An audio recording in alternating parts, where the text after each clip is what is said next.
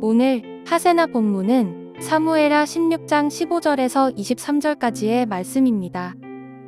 압살롬은 그를 따르는 이스라엘 백성의 큰 무리를 거느리고 예루살렘으로 입성하였으며 아히도벨도 그와 함께 들어왔다. 그때 다윗의 친구인 아렉 사람 후세가 압살롬을 찾아와서 압살롬을 보고 임금님 만세, 임금님 만세 하고 외쳤다. 그러자 압살롬이 후세에게 물었다.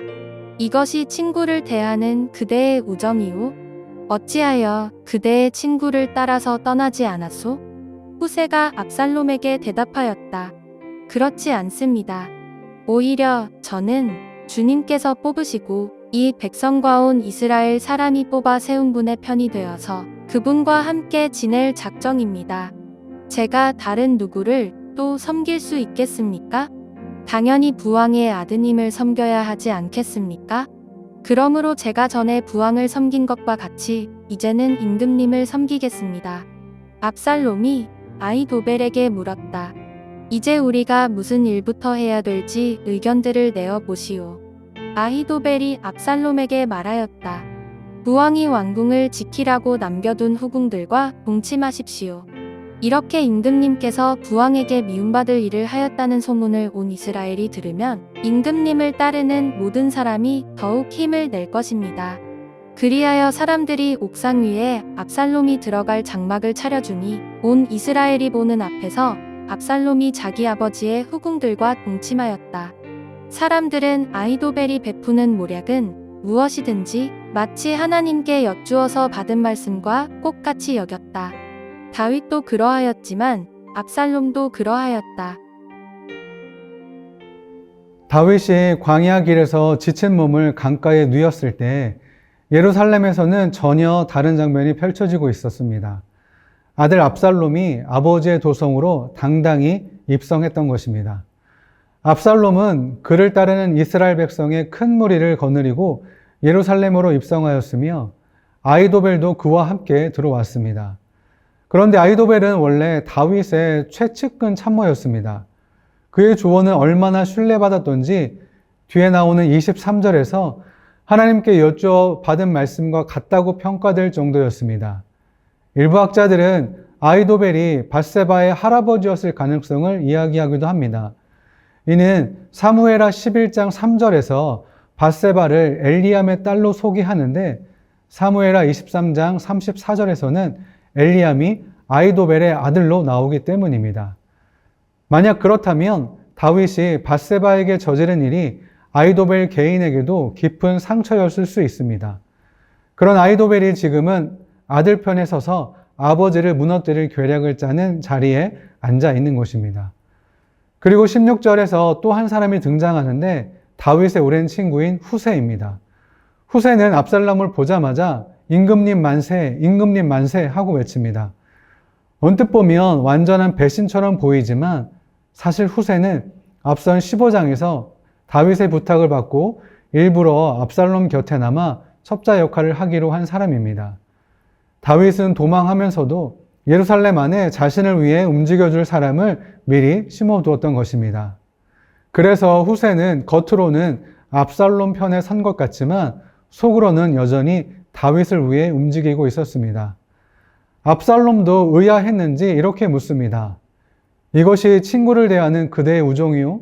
어찌하여 그대의 친구를 따라서 떠나지 않았소? 그런데 후세는 능청스럽게 그렇지 않습니다. 오히려 저는 주님께서 뽑으시고 이 백성과 온 이스라엘 사람이 뽑아 세운 분의 편이 되어서 그분과 함께 지낼 작정입니다. 제가 다른 누구를 또 섬길 수 있겠습니까? 당연히 부왕의 아드님을 섬겨야 하지 않겠습니까? 그러므로 제가 전에 부왕을 섬긴 것 같이 이제는 임금님을 섬기겠습니다. 라고 답합니다.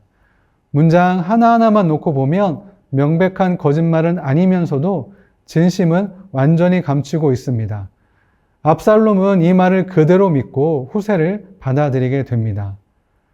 20절과 21절에서 압살롬이 아히도벨에게 다음 계획을 묻자 아히도벨은 다윗이 왕궁을 지키라고 남겨둔 후궁들과 동침하라고 조언하는데 고대 군동에서 왕의 후궁과 동침한다는 것은 단순한 스캔들이 아니라 그 왕의 자리를 공개적으로 차지했다는 정치적 선언이었습니다.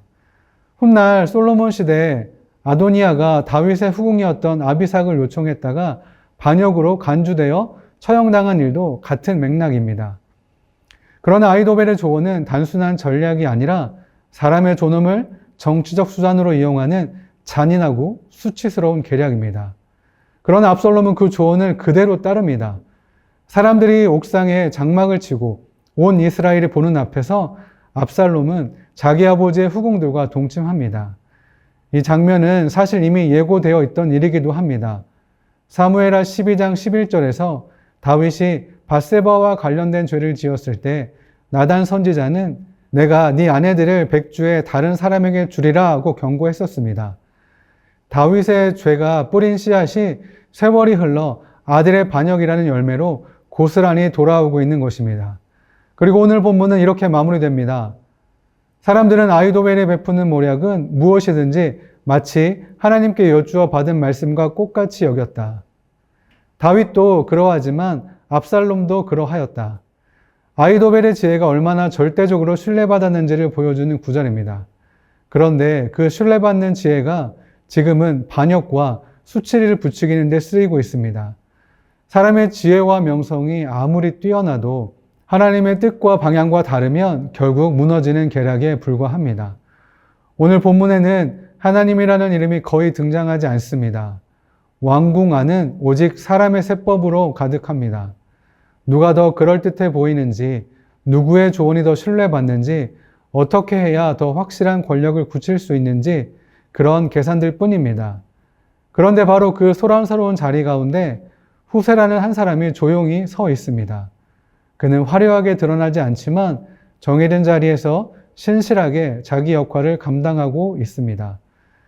하나님은 지금 이 순간에 침묵하시는 것처럼 보이지만 이미 오래전에 주신 말씀과 이런 한 사람의 조용한 순종을 통해서 여전히 역사를 이끌어가고 계십니다. 성도 여러분들은 지금 어느 자리에 서 계십니까? 겉으로 보이는 힘과 그럴듯한 계산에 마음이 흔들리고 있지 않는지, 아니면 보이지 않는 곳에서도 묵묵히 자기 자리를 지키는 후세와 같은 사람이 되고 있는지 돌아보시면 좋겠습니다. 하나님이 침묵하시는 것처럼 느껴지는 하루라도 그분은 여전히 우리가 알지 못하는 방식으로 일하고 계시다는 것을 오늘 하루 마음에 품어보시길 바랍니다.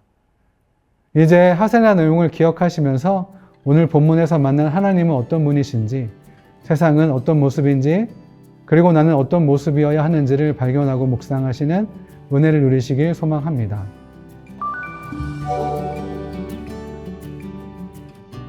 이번 주 하시조는 일터와 학교에서 드리는 시간의 11조입니다. 먼저 인사를 건네며 하루를 시작해 봅시다.